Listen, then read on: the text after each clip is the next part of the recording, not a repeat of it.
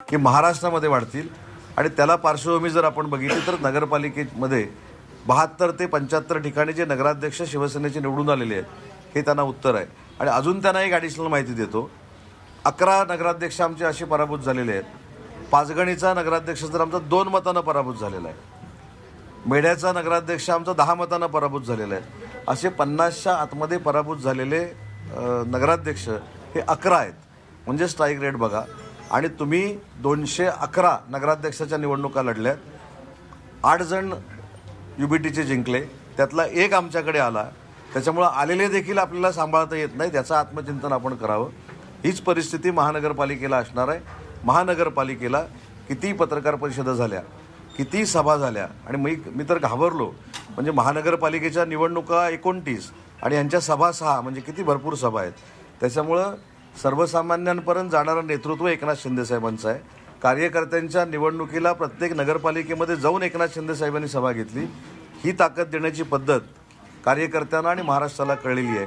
आणि 29 महानगरपालिकेच्या निवडणुका असताना फक्त जवळच्या 6 महानगरपालिकेमध्ये सभा घ्यायची आणि कार्यकर्त्यांना वारावर सोडायचं, हा जो काय प्रकार आहे हा थांबला पाहिजे. यासाठी काहीतरी आत्मचिंतन करावं अशी माझी विनंती खासदार संजय राऊत साहेबांना आहे. एकनाथ शिंदे किती सभा घेणार आहेत एकूण?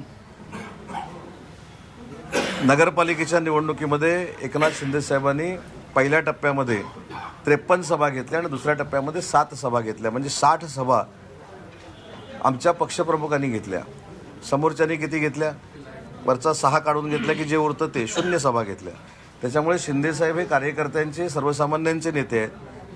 ते कार्यकर्त्यांच्या निवडणुकीसाठी घरापर्यंत जायला देखील त्यांना कुठं कमीपणा वाटत नाही. सर, एक प्रश्न असा विचारला जातोय की अजित पवार हे तुमच्यासोबत आहेत स्टेट गव्हर्नमेंटमध्ये, पण आत्ता त्यांची जी युती झाली आहे ती शरद पवारांच्या राष्ट्रवादीशी झालेली आहे. तडजोडीचा काही मुद्दा या ठिकाणी समोर येतोय. त्यामुळे तुम्ही कसं बघता या दोन्ही राष्ट्रवादीच्या युतीकडे? हा त्यांनी घेतलेला निर्णय आहे ना.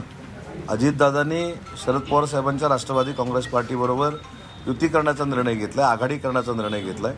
हा त्या 2 पक्षातला वैयक्तिक बाब आहे. आणि पुणे महानगरपालिका आणि पिंपरी चिंचवड महानगरपालिकेमध्ये ते आमच्यासोबत असणारच नाहीत ही सुरुवातीपासून त्यांची भूमिकाच होती.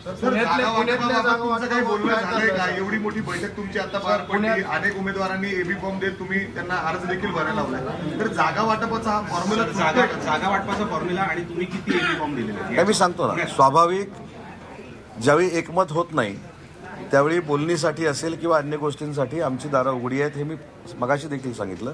आम्ही जे काय एबी फॉर्म दिलेले आहेत त्याचे पूर्ण आता फॉर्म भरून झाल्यानंतर माहिती आमचे स्थानिक पदाधिकारी आपल्याला देतील.